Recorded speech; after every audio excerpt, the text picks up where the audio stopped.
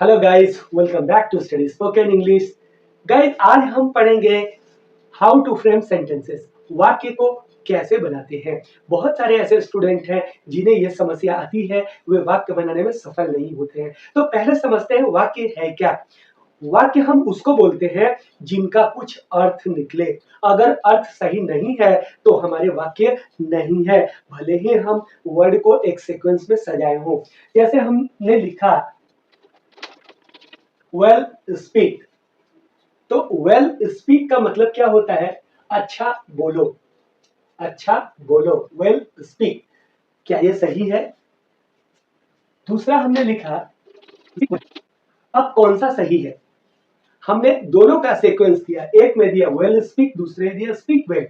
अब कौन सा सही है? तो अगर हम ग्रामर को देखने जाएं तो हमें सही मिलेगा स्पीक वेल, क्योंकि ये इंपेरेटिव सेंटेंस है। इंपेरेटिव सेंटेंस में पहले हम वर्ब को रखते हैं और उसके बाद से रिमेनिंग पार्ट्स ऑफ सेंटेंस होता है। यानी पहले वर्ब होगा, उसके बाद से बचे हुए वाक्य के हिस्से आएंगे। तो यहाँ वेल स्पीक यह गलत होगा। क्यों गलत होगा? क्योंकि इंपेरेटिव सेंटेंस जब भी हम बोलते हैं तो पहले वर्ब को रखते हैं और बाद में रिमेनिंग पार्ट ऑफ सेंटेंस होता है। यहाँ स्पीक वेल मतलब बोलो, लेकिन कैसे बोलो? अच्छा बोलो। स्पीक वेल, अच्छा बोलो या अच्छे से बोलो। तो इस तरह से आप पाएंगे कि एक वर्ड में प्रॉपर सीक्वेंस जब आएगा तो वह सेंटेंस का रूप धारण करेगा। तो सेंटेंस हम किसे कहते हैं?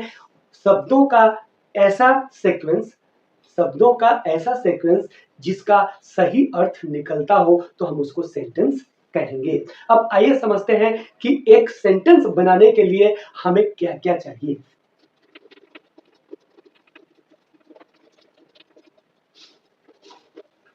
एक प्रॉपर सेंटेंस बनाने के लिए हमें तीन चीजों की आवश्यकता होती है, और वो तीन चीजें होती हैं सब्जेक्ट, वर्ब और ऑब्जेक्ट। अगर आप इन तीनों को समझ पाते हैं तो आपका वाक्य बिल्कुल आसान हो जाएगा और आसानी से आप वाक्य बना पाएंगे। अब ये सब्जेक्ट और वर्ब ऑब्जेक्ट में समस्या आती है कि सब्जेक्ट क्या होता है, वर्ब क्या होता है, ऑब्जेक्ट क्या होता है। तो आइए हम समझने की कोशिश करते हैं कि सब्जेक्ट क्या है।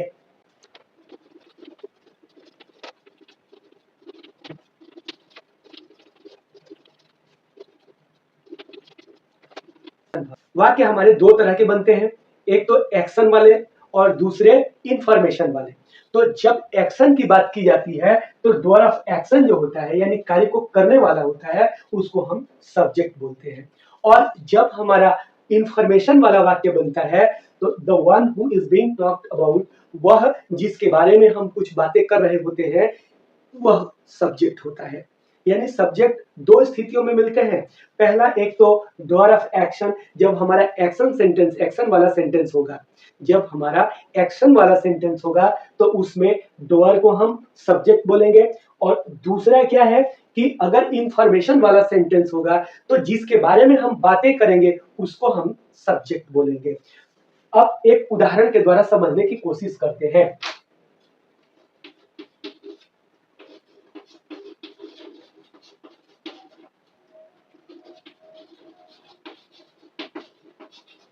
अब यहाँ पे तीन चीजें हैं, पहला ही, दूसरा स्पीक्स और तीसरा है इंग्लिश। अब इसमें क्या है? ही हमारा सब्जेक्ट है। ही क्या है? सब्जेक्ट है। अब कैसे सब्जेक्ट है?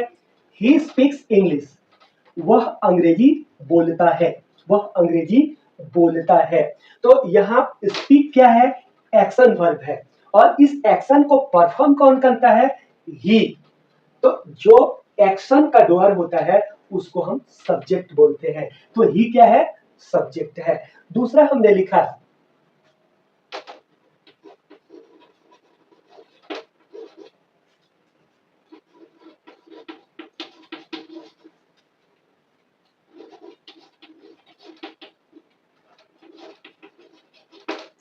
Raju writes a letter, Raju पत्र लिखता है। तो राजू राइट्स अ लेटर, इसमें भी यहाँ राजू, यहाँ राइट है और यहाँ ये लेटर है, तीन है। तो इसमें हम क्या पाते हैं? Right, Raju writes a letter, इसमें लेटर को लिखने वाला कौन है? राजू।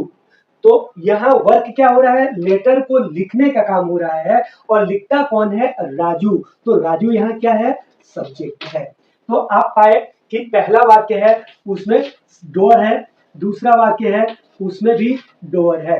तो पहले वाक्य में ही डोर है, दूसरे वाक्य में राजू डोर है। तो इस तरह से आप देख रहे हैं कि राजू ने एक्शन किया क्या, लिखने का। तो लिखने का एक्शन किसके द्वारा हुआ, राजू के द्वारा। तो डोअर ऑफ एक्शन को हम क्या बोलते हैं, सब्जेक्ट बोलते हैं। अब दूसरा उदाहरण लेते हैं। आपने पाया कि यू आर माई फ्रेंड, तो यहां पे भी हम तीन चीजें पाते हैं। क्या, यू आर माई फ्रेंड। तो यहां तीन में से देखिए, यू आर माई फ्रेंड कहने से यह समझ में नहीं आता है कि काम हो रहा है। तो ऐसे वाक्यों से हमें क्या मिलती है, इंफॉर्मेशन मिलती है। यू आर माई फ्रेंड, तुम मेरे मित्र हो, यह सिर्फ इंफॉर्मेशन मिलती है कि तुम मेरे मित्र हो। यह इंफॉर्मेशन नहीं मिलती है कि कोई कुछ करता है। तो जब इस तरह के वाक्य होते हैं तो जिसके बारे में हम बात करते हैं वो हमारा सब्जेक्ट होता है। तो हम किसके बारे में बात करते हैं, यू के बारे में। तो यू क्या है, सब्जेक्ट है। यू क्या है, सब्जेक्ट है। अब आगे बढ़ते हैं।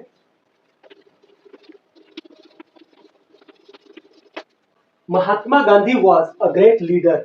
महात्मा गांधी एक महान नेता थे। अब Mahatma Gandhi was a great leader में हम क्या पाते हैं, एक तो है महात्मा गांधी, दूसरा है वॉज, और तीसरा है अ ग्रेट लीडर। अब इसमें आप देखेंगे कि महात्मा गांधी एक महान नेता थे। इसमें हमें मिलता क्या है, तो पहला मिलता है महात्मा गांधी, दूसरा मिलता है वॉज, और तीसरा मिलता है अ ग्रेट लीडर। तो इसमें यह पता नहीं चलता है कि कोई कुछ करता है। इसमें क्या मिलता है, सिर्फ इंफॉर्मेशन मिलता है, महात्मा गांधी एक महान नेता थे। अब यहाँ पे महात्मा गांधी के बारे में बात करते हैं, इसलिए महात्मा गांधी हमारा क्या होगा, सब्जेक्ट होगा। महात्मा गांधी क्या होगा, सब्जेक्ट होगा। तो इस तरह से आप कहीं समझ गए होंगे कि सब्जेक्ट क्या होता है। अब आइए वर्ब के बारे में बात करते हैं। हम कह सकते हैं कि doing words are called verb. जो डूइंग वर्ड्स है यानी एक्शन वर्ब है, जिससे पता चलता है कि कार्य हो रहा है, तो उसको हम वर्ब कहते हैं। और अगर डूइंग वर्ड्स नहीं है तो भी वर्ब है, लेकिन वह हेल्पिंग वर्ब है जो सिर्फ इंफॉर्मेशन को देती है। अब doing words are called verb, doing words को हम वर्ब बोल सकते हैं, जिससे पता चले कि कार्य हो रहा है। और अगर नहीं भी होने वाला है, हमें इंफॉर्मेशन मिल रहा है, तो वह भी वर्ब है, लेकिन वह ऑक्सिलरी वर्ब है। तो इस तरह से मैं आपको पढ़ा रहा हूं, मैं कार्य कर रहा हूं पढ़ाने का, तो टीचिंग क्या है, वर्ब है। आप पढ़ रहे हैं तो आप क्या कर रहे हैं, स्टडी कर रहे हैं, यानी अध्ययन कर रहे हैं। मेरा पढ़ाना लिखाना सब कुछ आप सुन रहे हैं, पढ़ रहे हैं, लिख रहे हैं, समझ रहे हैं। तो स्टडी क्या है, यह भी है एक्शन वर्ड है। तो इस तरह से आप देखिए, सीट, स्टैंड, गो, कम, स्पीक, ये सब क्या है, एक्शन वर्ब है। अब एक उदाहरण लेते हैं।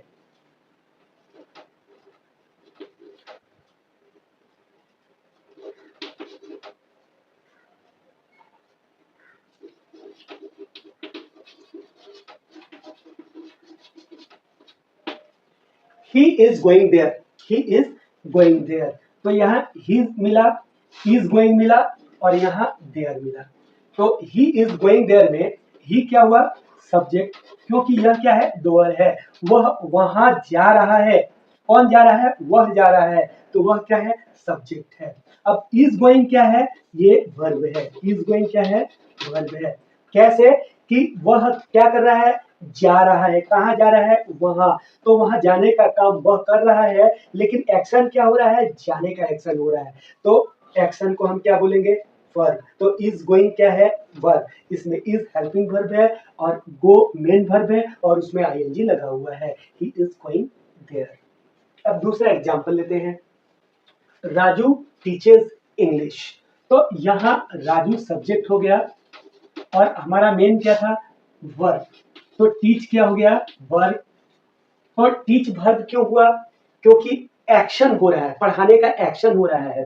तो राजू क्या कर रहा है, पढ़ा रहा है। पढ़ाने का काम कौन कर रहा है, राजू। तो राजू सब्जेक्ट हो गया, और वह पढ़ा रहा है, तो इसलिए ये क्या हो गया, वर्ब। ये काम हो रहा है, पढ़ाने का काम हो रहा है, तो ये क्या हो गया, वर्ब।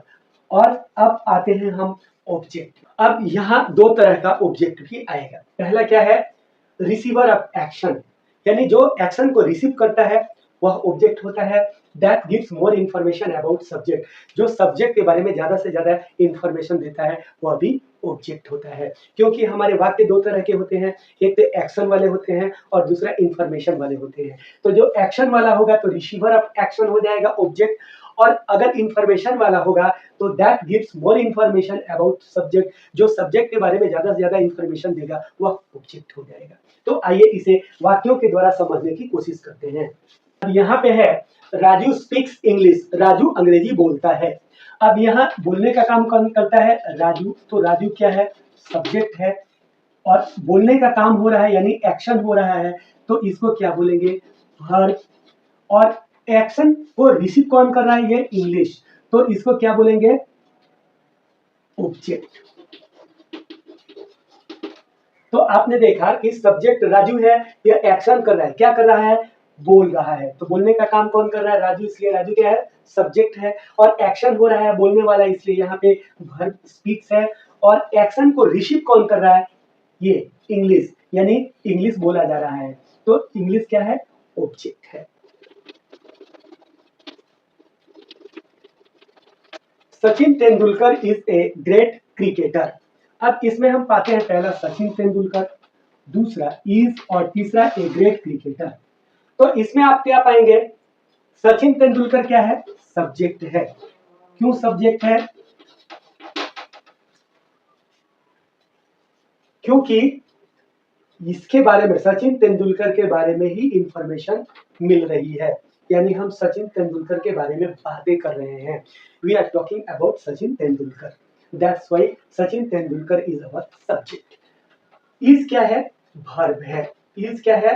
वर्ब है, लेकिन ये ऑक्सिलरी वर्ब है, या फिर इसको हम हेल्पिंग वर्ब भी कहते हैं। और एक ग्रेट क्रिकेटर क्या है? इंफॉर्मेशन है। ये इंफॉर्मेशन मिल रही है किसके बारे में? सचिन तेंदुलकर के बारे में। तो ये इंफॉर्मेशन मिल रही है ना, एक ग्रेट क्रिकेटर, तो यहाँ पे क्या हो जाएगा? ऑब्जेक्ट हो जाएगा। क्योंकि हमने क्या बताया कि that gives more information about subject. Subject Sachin Tendulkar है, और इसके बारे में ज्यादा से ज्यादा इंफॉर्मेशन क्या है? ए ग्रेट क्रिकेटर, इसलिए ए ग्रेट क्रिकेटर क्या है? ऑब्जेक्ट है। आई होप कि आप समझ गए होंगे, और आगे बढ़ते हैं। अब यहाँ पे दो वाक्य हमने लिया है।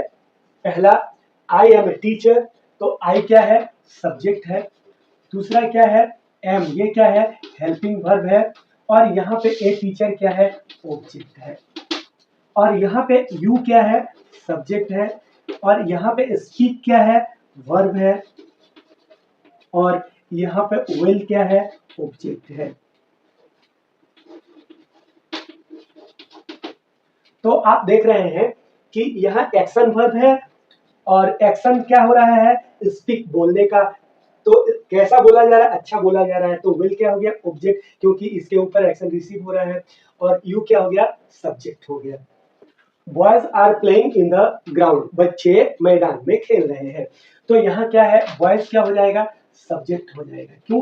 खेलने का काम कौन कर रहा है? बॉयज, तो इसलिए बॉयज क्या हो गया? सब्जेक्ट। और आर प्लेइंग, ये क्या हो गया? एक्शन हो गया। तो एक्शन हो गया, तो इसको हम क्या बोलेंगे? वर्ब। और इन द ग्राउंड, तो क्या हो जाएगा? ये ऑब्जेक्ट। अब इन द ग्राउंड ऑब्जेक्ट क्यों होगा? क्योंकि ग्राउंड क्या कर रहा है? रिसीव कर रहा है क्या? एक्शन को। कि प्ले का एक्शन कहाँ हो रहा है? ग्राउंड में हो रहा है। तो ग्राउंड क्या कर रहा है? रिसीवर ऑफ एक्शन है, तो इसलिए इन द ग्राउंड क्या हो गया? ऑब्जेक्ट हो गया। तो आपने देखा कि हमने अब तक जितना भी सेंटेंस बनाया है, सारे सेंटेंसों में subject verb object, subject verb object, इसी का खेल है। यानी आप सब्जेक्ट वर्ब ऑब्जेक्ट को समझ गए तो आप कोई भी वाक्य आसानी से बना पाएंगे। हो सकता है कुछ वर्ड ऐसे, कुछ सेंटेंस ऐसे होते हैं जिनमें केवल वर्ब और ऑब्जेक्ट ही होता है, लेकिन फिर भी वहां पे हम सब्जेक्ट को पूरा करने के लिए कुछ अलग से वर्ड का इस्तेमाल करते हैं। कुछ ऐसे भी सेंटेंस आते हैं जिसमें सब्जेक्ट वर्ब ऑब्जेक्ट में से केवल वर्ब ऑब्जेक्ट होते हैं, सब्जेक्ट नहीं होते हैं, तो हम वहां ईट लगा करके वाक्य पूरे करते हैं। लेकिन हर स्थिति में सब्जेक्ट वर्ब और ऑब्जेक्ट होना ही होना है, सिर्फ इंपेरेटिव सेंटेंस को छोड़ करके। तो इस तरह से गाइस आप आई होप कि आप समझ गए होंगे, और अगर समझ गए हैं तो प्लीज वीडियो को लाइक और सब्सक्राइब करना ना भूलें। और मैं उम्मीद करता हूं कि इस तरह से आप अच्छे से अच्छे वाक्यों को बना पाएंगे। अगर समझने में किसी तरह की परेशानियां हैं, दिक्कतें हैं, तो आप कमेंट बॉक्स में मुझे जरूर बताएं। मैं कोशिश करूंगा कि और भी बेहतर तरीके से समझा पाऊं।